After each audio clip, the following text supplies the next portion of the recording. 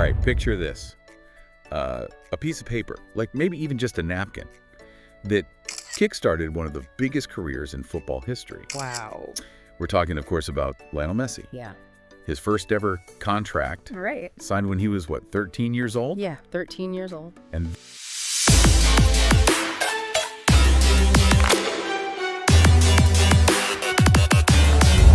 okay, so get this, a napkin, like a regular napkin, ends up being worth almost $1 million. Wow. Yeah, pretty crazy, right? That's wild. But that's what happened with Lionel Messi's first contract with FC Barcelona. No way. Yeah, it just sold at auction for over $965,000. Wow. And it's not just a cool sports thing either. Right. It actually shows how important it is to put agreements down in writing, especially for you guys out there with young athletes. Definitely. I mean, you got to think about protecting everyone, right? Exactly. So we're diving deep into that story today. Sounds good. Okay, so picture this. It's 2000, and you have a 13-year-old Lionel Messi already showing crazy talent. Yeah, I mean, he was already making waves then. Oh, yeah. Barcelona's sporting director, Carl Rexach, he knew Messi was the real deal, but the club president, he needed convincing. I see. And, Messi's dad, Jorge, he wanted to make sure his son was taken care of. Oh, for sure. I mean, wouldn't you? Totally. So this is where things get interesting. Rexach, he wanted to prove he was serious about signing Messi.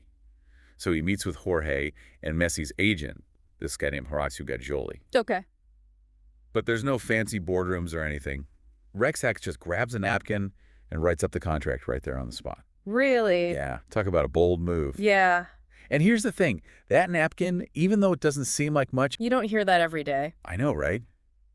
It shows that you don't need all that legal jargon to make a real agreement. Right. You just need the basics and offer acceptance and consideration. Exactly. Yeah. Rexach offered Barcelona's commitment to sign Messi. Everyone signed the napkin. Yeah. And Messi agreed to play for Barcelona. So, boom, you have a contract. That's right.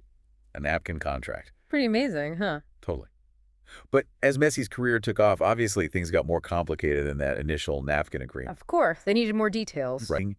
They quickly made a more formal and detailed contract. Yeah, that makes sense. And that's a really important point for everyone listening. For sure. The informal agreement was super important to show everyone was serious and build trust. Right. But as things got bigger, they needed a full contract to make sure everything was clear and everyone was protected. Yeah. It's like building a house. The napkin was the foundation, and then the formal contract added all the walls and the roof, all the important details. That's a great way to put it. So even if your young athlete isn't attracting Barcelona-level attention, yet maybe they have a local sponsor or they're on a travel team, having a written agreement, even if it's informal, can be super helpful. Definitely. It's all about setting clear expectations from the beginning. Hmm. What does each side have to do? How will your athlete be compensated? Are there travel expenses? Things like that. Right. Putting it all in writing helps prevent misunderstandings and disagreements later on. And it also shows that you're serious and committed to making things work. It's like saying, hey, we want to do things the right way. Exactly. And that kind of clarity is important not just for money, but for figuring out who's responsible for what. And who makes decisions about training competitions, media appearances, those kind of things. Makes sense. Having it all written down can really help prevent conflicts, especially when things get emotional, which they always do in youth sports. It's true.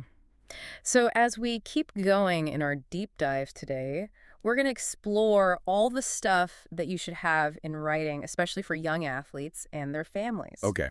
We'll be covering everything from image rights and compensation to what happens when things go wrong and even the role of agents. A lot to cover. Yeah.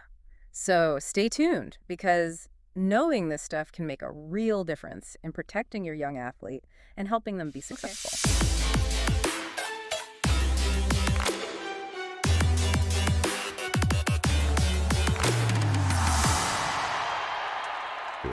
We were just talking about how Messi's napkin contract turned into a much more detailed agreement.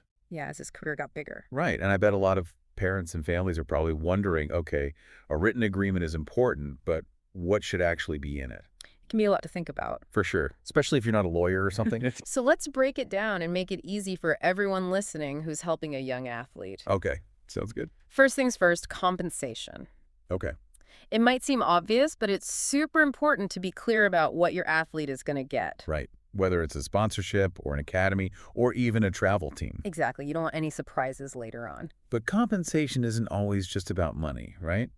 No, you're right. It could be a set fee or bonuses or even help with training costs or college. Okay. But the main thing is to be specific. Don't just rely on a handshake and a vague promise. So you're saying if my kid gets a sponsorship from a local sports brand, we shouldn't just be happy with them saying they'll give us some free gear. Yeah, you want to know exactly what gear, how often they'll get it, and if they have to wear it at certain events. Those details matter. Absolutely. And it brings up another important thing that people often forget, especially with young athletes: image rights. Image rights, so like branding and marketing and stuff. Exactly. As young athletes get more well-known, their image and name can be really valuable. Especially with all the young athletes building their brand online these days. Right. So you need to be clear about who can use your athlete's image name, even their signature. For advertising or merchandise or on social media. Exactly. It's about protecting their identity. And making sure no one's using it in a way they don't like. Right. For example, does a sponsor have the right to use your athlete's picture in any of their ads? Or is it just for specific things? Exactly. You want those details spelled out in the agreement.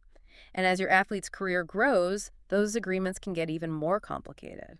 Covering things like media appearances and endorsements. And even what they can post online. So it's like adding more and more layers of protection as things get bigger. I like that. And speaking of protection, another important thing to think about is dispute resolution. Dispute resolution. Yeah. Let's be real. Disagreements happen. Of course. Even in youth sports, a sponsor might not do what they promised, or an athlete might feel like their contract is being violated. So what do you do then? Go to court? Not necessarily. In fact, it's usually better to avoid going to court. Yeah, court can be expensive and take forever. Exactly. That's where a dispute resolution clause comes in. Okay. It basically says how you're going to handle disagreements. So instead of lawyering up, you'd have a plan to try and work things out.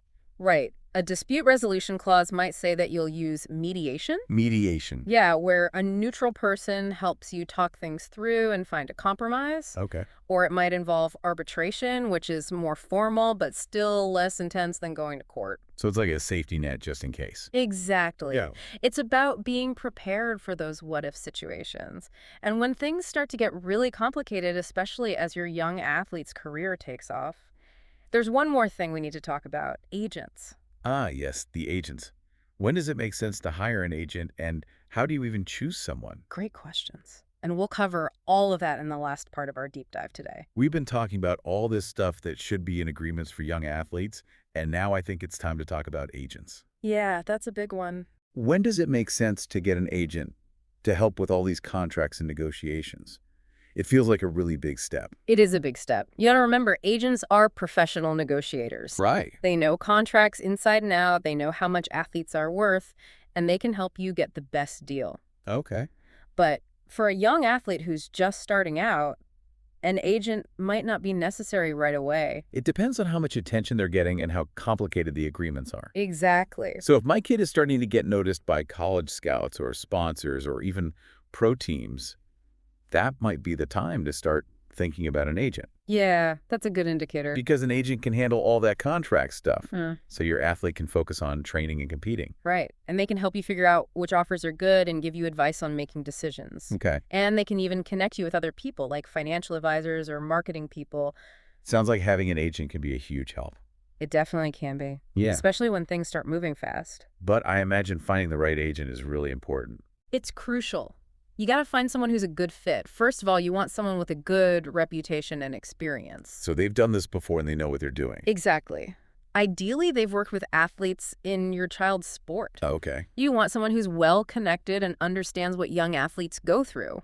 So it's not just about getting the biggest contract possible. Right. It's about finding someone who gets your athlete's goals and really wants what's best for them. They can be a good communicator too, right? Definitely.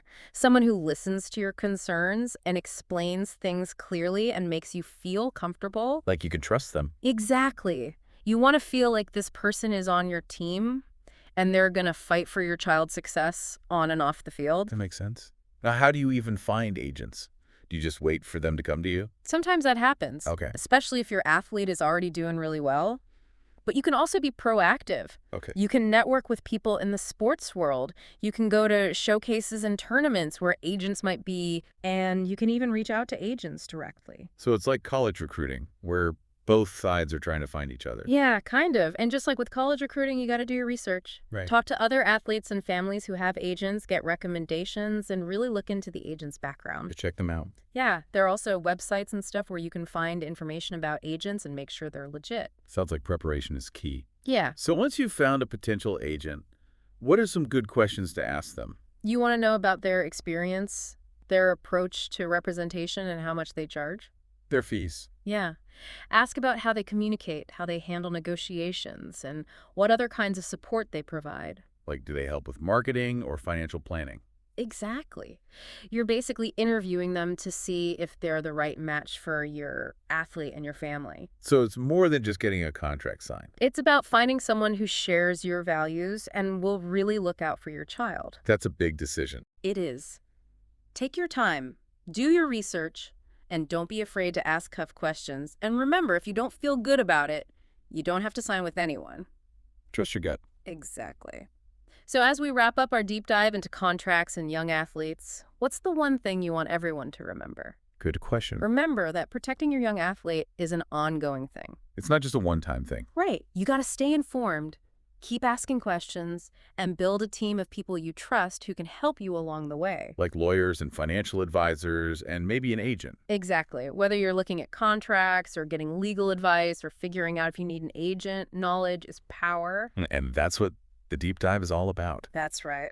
We hope you found this episode helpful and empowering. Me too. Just like that napkin contract that started Messi's career, taking steps to protect your young athlete can make a huge difference. For sure. Keep learning, keep asking questions, and keep supporting those amazing young athletes out there. Couldn't have said it better myself.